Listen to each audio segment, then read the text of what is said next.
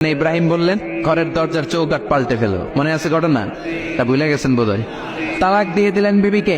নতুন সংসার শুরু হলো। আরেকটা বংশীয় নেককার মেয়েকে বিয়ে করলেন। 3 বছর পর সৈয়দনা ইব্রাহিম আবার বেড়াতে আসলেন। আজকেও সৈয়দনা ইসমাইল বাসায় নাই। সৈয়দনা ইব্রাহিম সালাম দিলেন, আসসালামু আলাইক। এবার জাদুমাখা কণ্ঠে, কুকিল কণ্ঠে, মোলায়েম কণ্ঠের একটা মেয়ে ঘরের ভেতর থেকে বলে, ওয়ালাইকুমুস সালাম। ওয়ালাইকুম আসসালাম। সৈয়দনা ইব্রাহিম বললেন, কাইফা হালুকি ইয়া উম্মি, মা কেমন আছো বলো বলো। মেয়েটা বলে, আলহামদুলিল্লাহ আলা কুল্লি হাল, সব অবস্থায় আলহামদুলিল্লাহ। সুবহানাল্লাহ পড়ে। সংসার কেমন চলে? কয় খুব ভালো। খাওয়া দাওয়ার অবস্থা কি? কয় আরো ভালো। এবার মেয়েটা বলে, কে আপনি?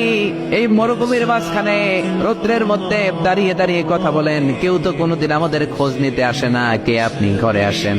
সৈয়দনা ইব্রাহিম বলে, না, আমার পরিচয় দিব না, ঘরেও আসবো না। মেয়েটা বলে, আপনি যদি ঘরে না আসেন আমি কিন্তু রাগ করবো। সুবহানাল্লাহ কোন। জোর করে ঘরে নিলেন, শরবত খাওয়ালেন, খেজুর খাওয়ালেন, রুটি খাওয়ালেন, মাংস খাওয়ালেন। সৈয়দনা ইব্রাহিম চোখের পানি ছেড়ে দোয়া করলেন, ও মিয়া এটাও মাইয়া আগেরটাও। আহা, বেশ কবাসরা নাই।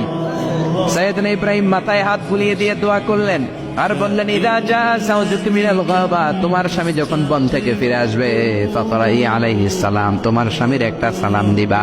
ওয়া মুরিহি ইউসবিতা আতাবাতা বাবিহি, আর বলবা ঘরের দরজার নতুন চৌকাঠ যেন জীবনেও না পাল্টায়।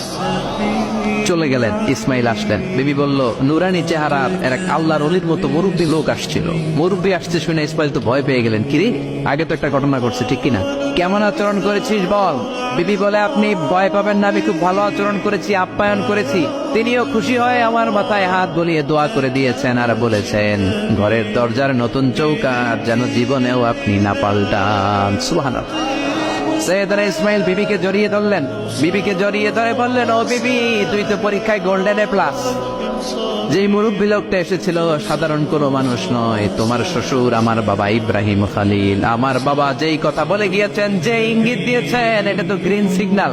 আমার বাবা বলেছেন, তোমার যেন কোনোদিন তালাক না দেই, তোমার যেন ছেড়ে না দেই। এই যে তোমার হাতটা দুনিয়ার বুকে ধরলাম, জান্নাতে যেন তোমার হাত ধরে এই দুজনে জান্নাতে ঢুকে যায়।